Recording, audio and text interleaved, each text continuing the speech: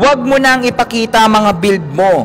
Bisayang Bisaya. Color combination pa lang, alam na baduy. Malinis na setup kagaya kay Reed. Green tapos puro CNC. Maniwala ka sa akin ngayon, uso ang green para hindi ka na nababash. Maniwala ka sa akin. First of all, bakit ako maniniwala sa'yo? Porket ba nauuso ngayon or maraming vlogger ngayon na nagpapalit ng kulay green? Kagaya ni Babaerong FI, ni Boss Kipay. Lahat po sila mga green yung motor nila ngayon. Ibig ba sabihin nun, green na lang ang maganda pagdating sa ating mga motor? Pilit kayo ng pilit sa Bisaya concept na tinatawag ninyo. Ulitin ko, please lang, wag na wag nyong gagamitin yung term na yan dahil hindi nyo ba alam na racist yung tawag sa ganyan. Total, ang hilig nyo akong tawaging Bisaya concept, Bisaya builder. Kung ano-ano pa, saktong-sakto, pupunta ako ngayon ng Cebu dahil may atin na akong birthday at inistorbo ako ng malala. At meron pang pinapasabay sa akin na talagang napakamahal na relo. Medyo makapal lang yung mukha nung kaibigan kong ito, pero mahal na mahal ko to. Kaya kahit malayo, pupuntahan natin. Kaya tara, samahan nyo muna ako. Huwag muna natin masyadong dibdibin itong basher natin. Samahan nyo muna ako sa aking trip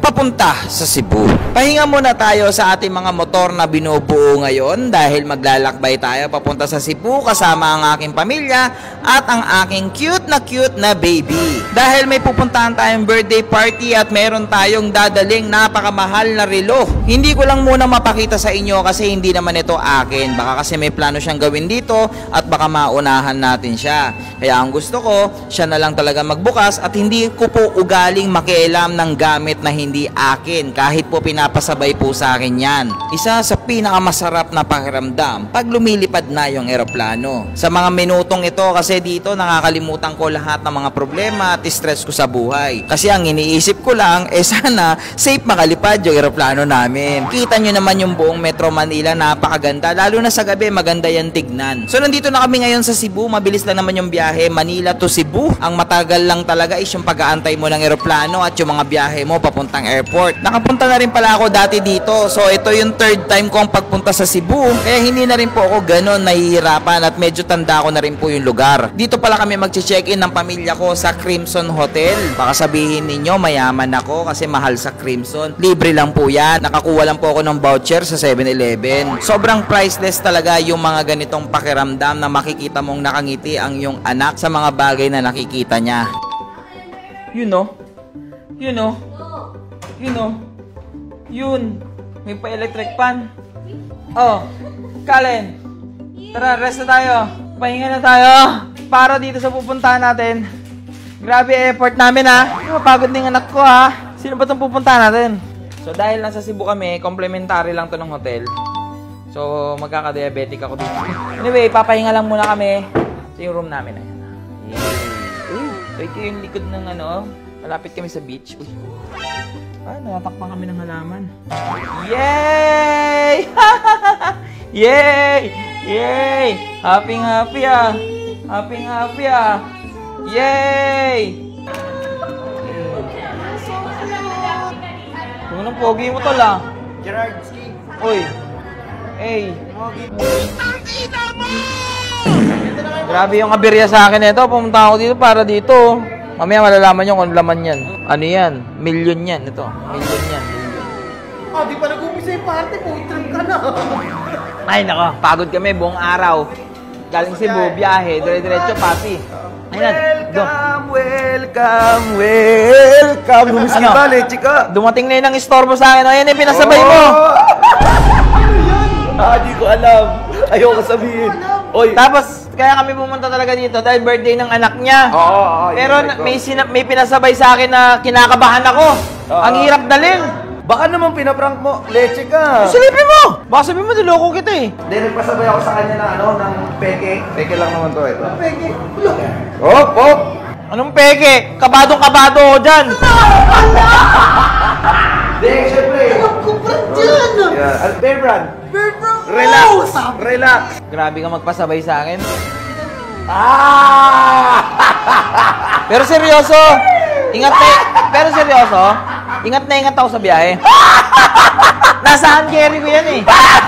Masahan carry ko yan. Oy, baka mamaya maipit, masira yung box. Eh, may mga halaga lahat yan eh. Saan yung card dito, bro? Ito. Optic. Parang paring high, pare. Hey! Another day, another watch, mga boss. So, nagpasabay talaga ako para ibenta to sa inyo. So, kuha ko dito, 500k. Grabe yan. Po-profit lang ako pag binenta ko 550 sa inyo. Message nyo ako sa page, 550k, kunin nyo na. Oh, box. Brad, salamat ha. Tsaka sa pagpunta, Brad, sobrang na-appreciate ko yan. Pero ito na sabihin ko sa iyo, sa birthday ni Colin, hindi ako makapunta. Ni? Kalin, bakit? Oh, yan tayo. Lumulat ako pa Cebu, tapos birthday ng anak ko, di ka luluwas pa Cavite? Una-una sa lahat, maanak si Johnny. Oh. Ay. Di ba? Sana maintindihan mo. Tsaka second, umiiwas na ako doon dahil kada tap ako sa Manila, boy, prank mo eh. Di ba? Eh, ba't dito? Hindi ba, mamaya? Ano? Ayan, guys. Alam nyo na, kung ano yung kanina ko pa pinapakita na yan. Yan yung laman yan. Hindi mo ba pinakita to? Hindi ko So, pinapakita. ibig sabihin, hindi ka pakilamero. Hindi, syempre. Baka mamaya may bomba yan eh. Brad, pinasabay ko talaga sa ito para regalo ko. Ha? Regalo ko. Brad, matagal na tayo magkaibigan. Bakit pa ba ako?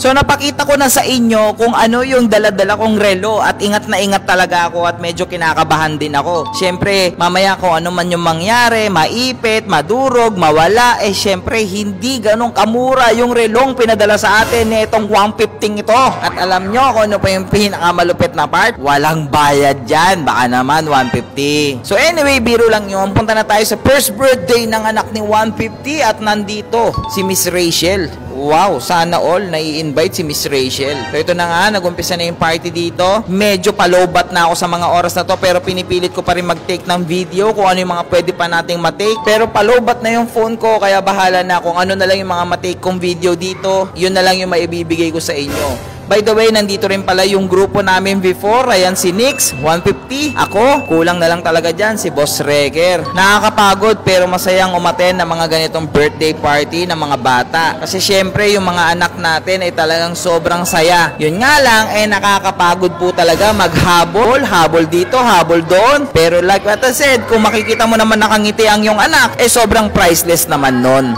So yung mga kalusyuper, nalobat yung phone ko kagabi sa party ni 150.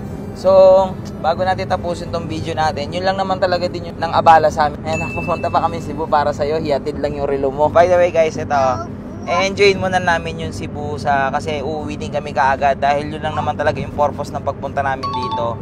Yung pag-attend ng birthday ni anak ni 150, tapos maibabot yung pinasabay niya sa akin, pinasuyo niya na nakiusap siya na yung relo na malupit, tapos may dadaanan kami. Ayan o. Kala mo nasa Taiwan guys. Ganyan yung aurahan ng Taiwan kung nakapunta na sa Taiwan. Dadaan na tayo sa San Juanico Bridge. San Juanico Bridge ba yung kuya? Ay, hindi ba? Hindi pala. Iba ba yun? Ay, iba ba? Kala ko ito ni San Juanico Bridge. Iba pala yun. So yan, tatapusin natin yung video na to. First, gusto ko muna magpasalamat sa mga marami nating viewers na Bisaya. Dun sa mga basher natin na inaaway ako na Bisaya concept. Ayan, dumami yung mga supporter natin na mga Bisaya. Maraming salamat sa inyo. So thank you. Hanggang dito na lang muna. Enjoy namin tong Cebu. Tapos punta kami yung Ocean Park ngayon.